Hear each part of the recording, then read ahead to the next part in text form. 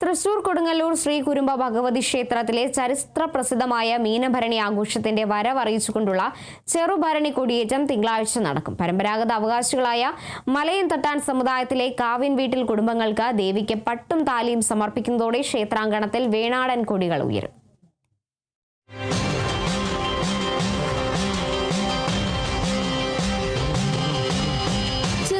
കൊടിയേറ്റത്തിന് മുന്നോടിയായി വലിയ തമ്പുരാന്റെ അനുമതി വാങ്ങുന്ന ചടങ്ങുകളോടെയാണ് കൊടിയേറ്റത്തിന് തുടക്കമാവുക.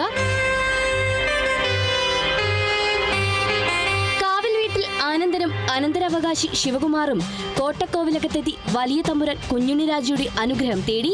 കാവൽ വീട്ടിൽ പ്രതിനിധികൾക്ക് വലിയ തമ്പുരാൻ പരമ്പരാഗത ചിഹ്നമായ പവിഴമാലകൾ കൈമാറി.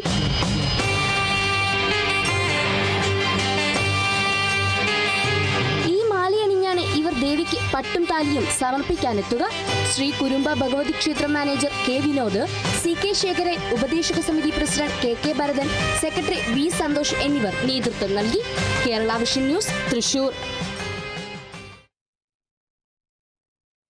തൃശൂർ പുതുക്കാട് കുറുമാലിക്കാവ് ഭഗവതി ക്ഷേത്ര പരിസരത്ത് കുരങ്ങ് ശല്യം രൂക്ഷം.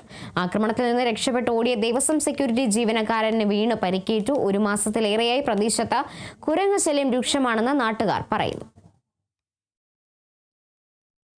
കുംഭഭരണി ആഘോഷത്തിന്റെ ഭാഗമായി സ്ത്രീകളും കുട്ടികളും ഉൾപ്പെടെ നിരവധി പേരാണ് സമയത്ത് ക്ഷേത്രത്തിലുണ്ടായിരുന്നത്. ആളുകൾക്ക് നേരെ കുരങ്ങൻ ചാടി വരുന്നത് കണ്ട് ഇവർ ഓടി രക്ഷപ്പെട്ടു. 1 മണിക്കൂറോളം ശല്യം ചെയ്ത കുരങ്ങൻ ദേശീയപാതയോരത്തേക്ക് നീങ്ങി. ഇതിനിടെ ക്ഷേത്രം ഉപദേശക സമിതി ഭാരവാഹികളുടെ നേതൃത്വത്തിൽ കുരങ്ങനെ തുരത്താൻ ശ്രമിച്ചെങ്കിലും ഫലമുണ്ടായില്ല. പുതുക്കാട് നിന്ന് ഫയർ ആൻഡ് റെസ്ക്യൂ അംഗങ്ങൾ സ്ഥലത്തെത്തിയെങ്കിലും കുരങ്ങനെ പിടികൂടാനായില്ല. 1 മാസത്തിലേറെയായി നന്ദിക്കര കുറുമാലി പ്രദേശത്ത് കുരങ്ങനെത്തി ശല്യം ചെയ്യാറുണ്ടെന്ന് നാട്ടുകാർ പറഞ്ഞു.